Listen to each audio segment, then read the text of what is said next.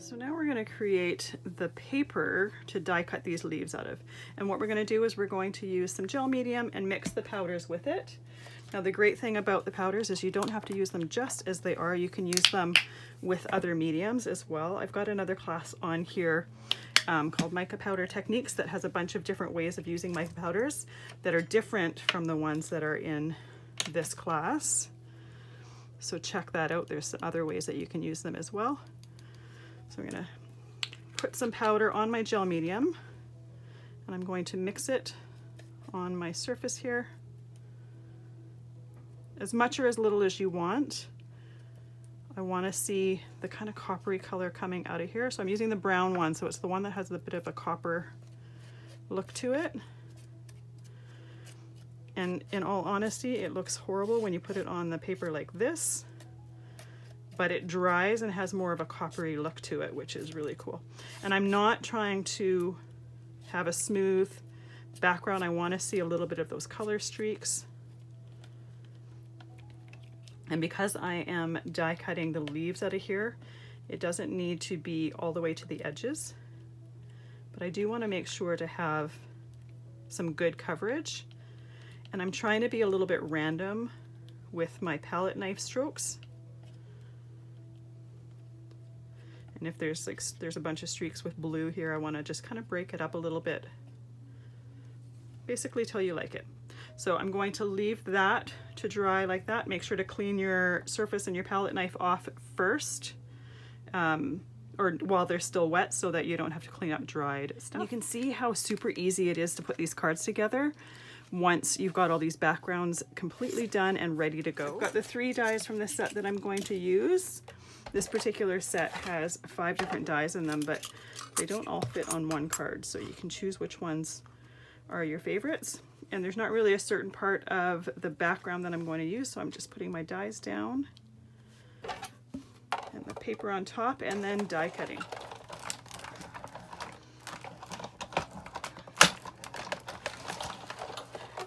And there's really no secret or anything to die cutting a background that's got gel medium on it. It die cuts beautifully and with no issues at all. So I'm just going to pull the paper out and then take my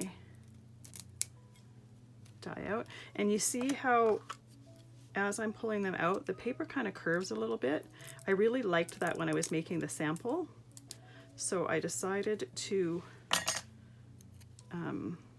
embrace that, and you can see when I go and glue the card or glue the leaves down, I add some foam dots behind some areas and then I glue it flat on other areas to keep some of that texture that those leaves got. I'm just gonna put those to the side. I'll pick the pieces out later. And then the last thing I need to die cut while I've got my machine out is my thanks die again. This is a background I made when I was creating the class. This background here with a bunch of different colors, and it was just too busy for a background in my opinion. So I just chose to use it and die cut those pieces out for some of the sentiments. You lose some of the embossed texture. There's still a little bit there. So for this particular use, it's more about the color. And that came out. These pieces here, I typically throw them away unless there's something there that's big enough to die cut for another project. So I'm going to take the thicker of the 2 out for right now because that's just what we need for this card. I'll take the other one out later because I do use that on another card. I've already got my embossed background on my card base. Once again, it's the same as the very first card. I just cut it down to 4 inches by 5 1/4 and then glued it down and then weighed it down. Because of that texture, I wanted to make sure that it was pressed down really good while it was drying.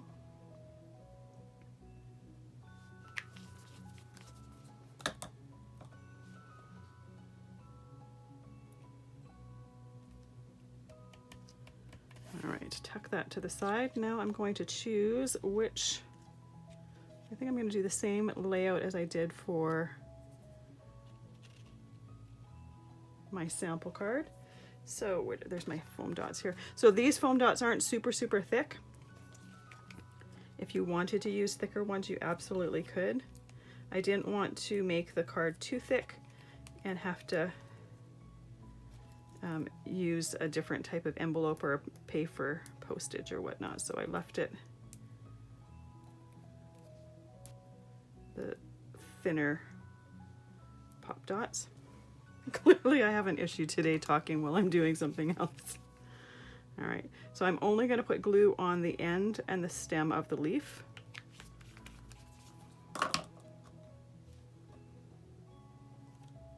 There we go. And I've got those foam pop dots. They just leave it raised a little bit, which I like because it gives it that extra little bit of texture. Makes those leaves look a little bit more natural.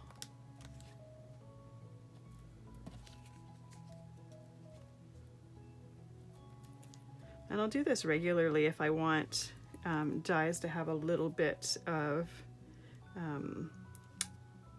movement or whatnot to them. This is one second here. This is a card that I did yesterday. It's got a feather die, but I put foam pop dots here and there, and then I glued in the 3 areas so that it's just got some, it looks better than flat. It's got some texture to it. It's got some movement. A little bit more interest, in my opinion. That's not to say that just gluing them down flat is wrong or not interesting, but just sometimes it calls for a little bit. Oh, gotta put the glue on the ends. Just sometimes it calls for a little bit, something a little bit different and unexpected.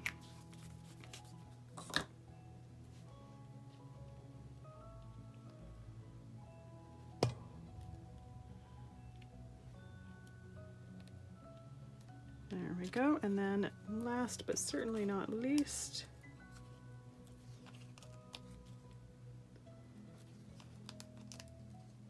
and clearly this background, the color changes a little bit while it's drying. It looks so much better once it's dry than it did when that gel and the brown magicals were wet. It was definitely not a nice look that way.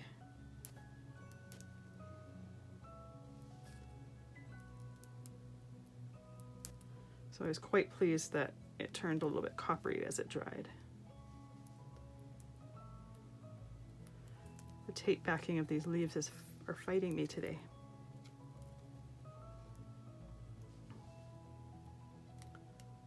There we go.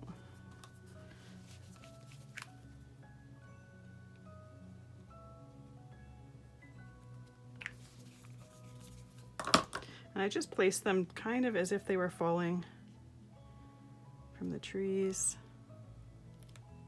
Give them a little bit of movement, and I try not to put them all exactly the same way. This one here I tucked in. I think for this card I'm going to glue it to the front, and I actually think I'm going to use some of the pop dots to give it a bit of dimension.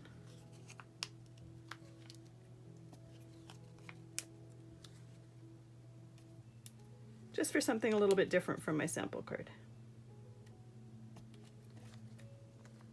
That should be good enough.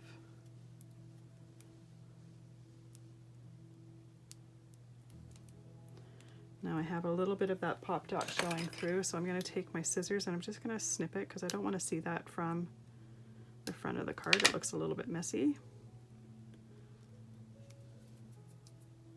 And there's another one here that's showing on this side there, so just make sure to check on that because you don't want to see that adhesive through. It takes some of the niceness of your finished card away, and it's always nice to have a nice finish. All right, there we go. Put that on there so that's got a little bit of dimension to it. And there you are, one that has the thanks popped up and one that is tucked right in there. Both absolutely beautiful, and I love the different texture that the gel medium gives those leaves. And I also love that you can see the different little colors from those magicals in that gel medium. Definitely gives it a more interesting look for sure.